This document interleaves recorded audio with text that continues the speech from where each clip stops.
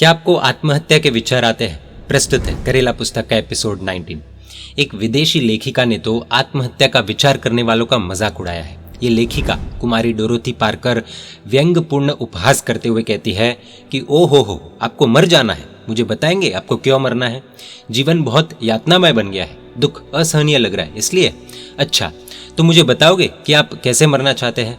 पेट में छुरी घोंप लेंगे? छुरी या छुरे की पीड़ा तो बहुत भयंकर होती है, इससे तो आपका वर्तमान दुख निश्चित रूप से कम ही है। नदी में डूब मरना है या कुएं में छलांग लगानी है? ये कहने में जितना सरल लगता है उतना वास्तव में है नहीं।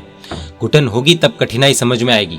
एसिड तो अत्यंत ज्वलंतशील होता है और नींद की गोलियां या ड्रग्स का भी जब असर होने लगता है तब अत्यंत कष्टदायी होते हैं। AK-47 तो हासिल करने मात्र से टाड़ा के तहत पुलिस आपको जेल में डाल देगी और रिमांड पर ले लेगी। फांसी लगाएंगे तो भी मर ही जाएंगे निश्चित नहीं। गैस चेंबर में घुटकर मरने की बात तो दूर, उसकी दुर्गंध से ही आपका माथा फटने लगेगा। तो फिर जीवित ही रहिए ना, क्योंकि मरने की इन सभी यातनाओं से तो वर्तमान जीवन की यातना कम ही है। जीना कठिन हो गया है, अतिशय कठिन हो गया है, ये सब मंजूर है, लेकिन मरने जितना अत्यंत कठिन तो नहीं ही है। और इसके बावजूद जिन्होंने आत्महत्या करने के भयंकर मार्ग पर जाने का निर्णय कर ही लिया है, उन्हें आत्महत्या कैसे करनी है ये भी अवश्य विचार कर लेना चाहिए। चारों ओर से सभी दुखों को इकट्ठा करें तो भी मृत्यु के दुख के समक्ष उनकी कोई बिसात नहीं होती है, ये हम देख चुके हैं।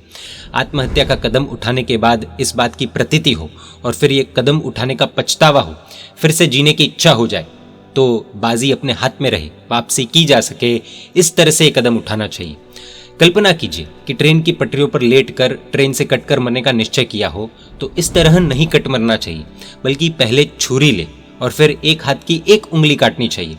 बुद्धि का तराजू बनाना चाहिए, उसके एक पलड़े में जीवन में जो वास्तविक दुख आए हैं वो रखने चाहिए, दूसरे पलड़े में एक उंगली कटने का दुख रखना चाहिए। यदि प्रथम पलड़ा भारी लगने लगे तो दूसरी उंगली काटनी चाहिए और दोबारा तुलना करनी चाहिए। अभी भी प्रथम पलड़ा यानी कि वास्तविक वर्तमान दुखों का पलड़ा भारी ही लगे तो फिर तीसरी उंगली और फिर से तुलना। लेखिका कहते हैं कि मेरी कल्पना के अनुसार अभी तक तो दूध का दूध और पानी का पानी हो ही जाएगा। कल्पना कीजिए कि मिट्टी का तेल छिड़क कर जल मरना है तो पूरा शरीर एक साथ नहीं जलाना चाहिए। अग्नि प्रज्वलित करे, उसमें एक उंगली जलानी चाहिए, बुद्धि के तराजू में तुलना करनी चाहिए। प्रथम पलड़ा यानी कि वर्तमान वास्तविक दुखों का पलड़ा भारी लगे तो दूसरी उंगली जलानी चाहिए। इस प्रकार आगे बढ़ना चाहिए और देखना चाहिए कि जलने के दुख का पलड़ा झुकता दिखाई दे तो तुरंत कदम वापस ले लेने चाहिए। कल्पना कीजिए कि पंखे से लटक कर मरना है तो सीधे सीधे नहीं लटकना चाहिए, बल्कि भूमि पर ही दोनों नाक बंद करके बैठ जाना चाहिए। दम घुटने के दुख की तुलना करनी चाहिए और जब वो दुख बढ़ता दिखाई दे और सहन न हो तब नाक खोल देने चाहिए। इन सभी बातों का मुख्य सार यही है कि आत्महत्या भयंकर कदम है, इसका विचार मात्र भी कभी भी नहीं करना चाहिए, क्योंकि इससे दुख मुक्ति नहीं बल्कि दुख वृद्धि होती है। जीवन से तंग आकर एक युवक एक बुजुर्ग के पास आया और स्वयं मर जाना चाहता है ऐसी बात की। इस बुजुर्ग के पास निकट आ रहे एक भोज समारोह के लिए मंगाई गई यूज एंड थ्रो वाली कागज की थालियों का बंडल पड़ा था। बुजुर्ग ने यह बंडल देकर युवक से कहा कि इसे कचरा पेटी में डाल दो। युवक ने कहा, चाचा जी इन थालियों का तो अभी उपयोग भी नहीं हुआ है, फिर इन्हें फेंकने की बात क्यों कर रहे हो? ये सुनकर बुजुर्ग ने कहा कि अरे भाई तू तो बहुत समझदार लगता है, फिर ऐसी बात क्यों करता है? युवक कुछ समझा नहीं, इसलिए उनकी दुविधा दूर करने के लिए बुजुर्ग ने स्पष्टता की कि यदि इन थालियों जैसी मामूली चीज भी उपयोग किए बिना नहीं फेंकनी चाहिए तो मानव जीवन जैसे दुर्लभ जीवन को उपयोग किए बिना फेंक देने के लिए तू कैसे तैयार हो गया? क्या आने वाला दुख इस दुर्लभ जीवन से भी अधिक महत्वपूर्ण है कि उसके लिए ये जीवन कुर्बान कर देना चाहता है?